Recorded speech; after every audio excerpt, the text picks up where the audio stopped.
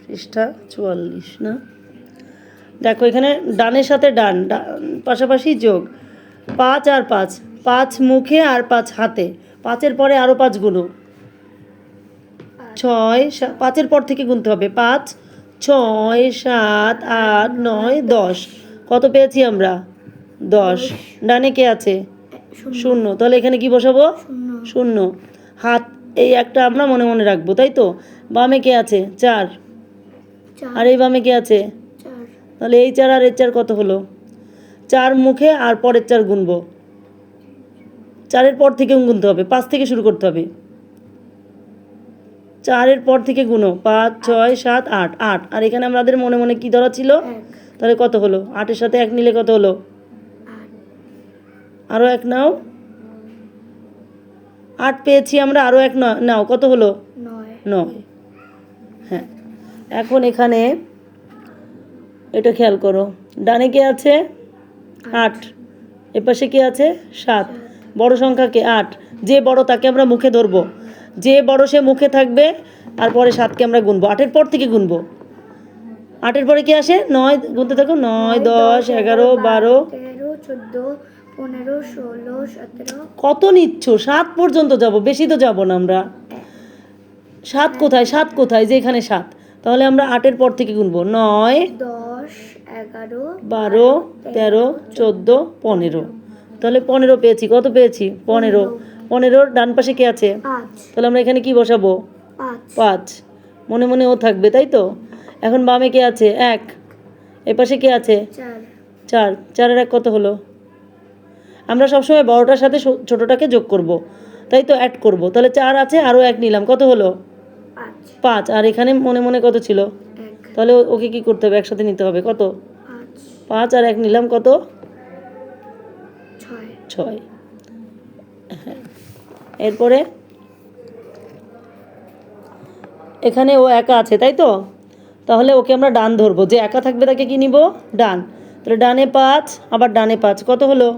দুটো একসাথে করো, 5। 5 গোনা আছে, আরও 5 আমরা নিব। নাও, 5 কোথায়? আগে খুঁজো, 5 কোথায়? হ্যাঁ, তাহলে আরও 5 নাও। 5-এর পর থেকে গুনতে হবে, 6 থেকে শুরু করতে হবে, 6, 7, 8, 9, 10। তাহলে 10-এর আমরা কি বসাবো বাবা? এই 10। তাহলে 0 বসাবো, এই। আর কে থাকবে মনে মনে? ও। এখন এপাশে কিছু আছে? নাই। তাহলে ও একা, 6। 6-এর সাথে কাকে নিব? 1কে। কত হলো? 6, 7। এখন এই যে লাস্ট, এটা একটু মুছে দিই। এগুলো যে ধরাগুলো আমরা মুছে ফেলবো, ঠিক আছে? এগুলো আমাদের আর দরকার নাই লেখার, এগুলো আমরা মুছে ফেলবো পরে। এখন এখানে দেখো, ডানে কে আছে? 9। ডানে কে আছে? 2। তাহলে 9 বড় সংখ্যা, 9কে আমরা গুনবো না, অলরেডি গোনা আছে। 9 গোনা আছে, আমরা শুধু ছোট সংখ্যাকে যোগ করব। তাহলে 9-এর পরে আরও 2 নাও, 2, মাত্র 2 কর যাবো আমরা। তাহলে 9-এর পরে গুনো, 10, 11। তাহলে কত পেয়েছি? 11। কাকে বসাবো বলো? 1কে বসাবো। আর কে থেকে যাবে? 1। এখন কার সাথে কাকে করব? বামে কে আছে? 2। বামে কে আছে? 4। তাহলে বড় সংখ্যা 4, 4-এর সাথে আরও 2 নিব। নাও, 4, 5, 6। হাতে কে ছিল? 1। আমাদের মনে রাখতে হবে, বড় সংখ্যা করার সময় কি মনে রাখতে হবে?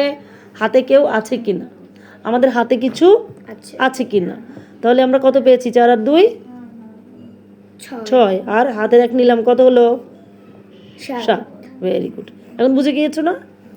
ওকে, তাহলে এইভাবেই আমরা সবগুলো করে ফেলবো। তুমি উপর নিচটা তো ভালোই বুঝো।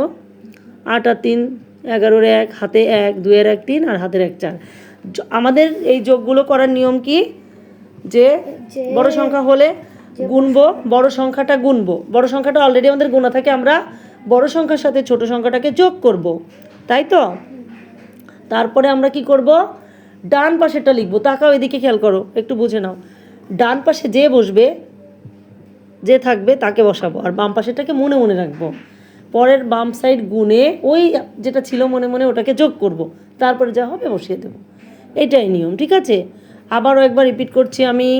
প্রথমে শুরু করব কোন পাশ দিয়ে? ডান পাশ। ডান পাশ গুনবো, কিন্তু আমরা কি গুনবো? বড় সংখ্যা আমাদের গোনা আছে, ওর সাথে ছোট সংখ্যাকে যোগ করব। যা পাবো আমরা ডান পাশেরটা লিখবো, বাম পাশেরটা হাতে থাকবে বা মনে থাকবে। বাম পাশ সাইড আমরা গুনে আবার ওইটাকে যোগ করব, তাই তো? এই একটাই নিয়ম, ভালো করে প্র্যাকটিস করবে খাতায়, ঠিক আছে? কয়েকবার প্র্যাকটিস করলে হয়ে যাবে।